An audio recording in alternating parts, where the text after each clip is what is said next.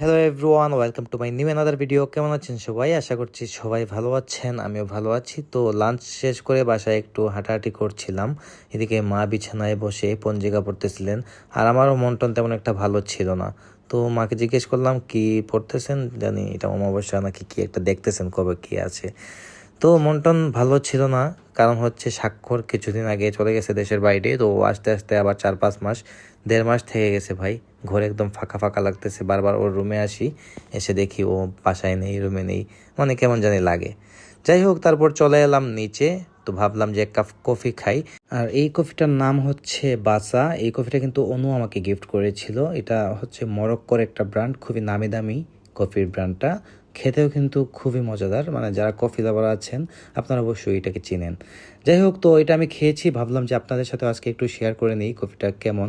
এটার ফ্লেভারটা কিন্তু দারুণ, খুবই ভালো লাগছে আমার এই কফিটা খেয়ে। তো তার জন্য অনুকে অসংখ্য ধন্যবাদ এই কফিটা দেওয়ার জন্য। আর অনু ভালো রকমই জানে যে আমি কফিটা খেতে খুবই পছন্দ করি, আমি কফি খাই সবসময়। আর এটার প্যাকেটিংটা দেখুন, খুবই সুন্দর, কিন্তু খুবই প্রিমিয়াম, খুবই ভালো লেগেছে। তারপর এদিকে মা আসলেন, আর মাকে বললাম যে কফিটা তৈরি করব, তো আমি একটু আমাদের অডিয়েন্সকে দেখাতে যাচ্ছি, তো তুমি একটু ভিডিও করে দাও। তো মা আমাকে একটু ভিডিও করে দিচ্ছিলেন।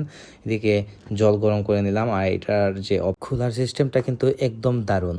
যাই হোক, তো খুলে নিয়ে আমি এটা জাস্ট এরকম কাপের উপর আটকায় দিলাম। আটকায় দেওয়ার পর ধীরে ধীরে গরম জল দিতে হবে তার মধ্যে। তো এটা জাস্ট কাপের মধ্যে রেখে আমি চুলাতে গরম জল নিয়ে আসলাম।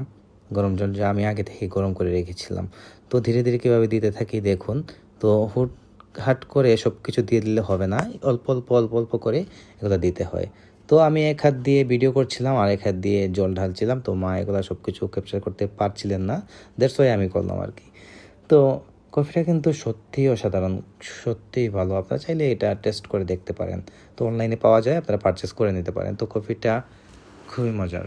যাই হোক, তো কফি খাচ্ছিলাম, তার মধ্যেই হঠাৎ করে পাশের বাসা থেকে শোনা যাচ্ছিল চিৎকার চেঁচামেচি, মানে ঝগড়া লাগছিল বোধহয়। তো বিকালে প্রায় সময় দেখা যায় অনেক জায়গাতেই ঝগড়া টগড়া লাগে। মা আর পিসিমণি দিকে উকি দিয়ে দেখছিলেন কি হচ্ছিল। তো এটা হচ্ছে আমাদের বাঙালির নিয়মই, আমরা পাশের বাসায় কিছু হলে বা বাইরে কিছু হলে আমরা উকি দিয়ে দেখতে লেগে যাই।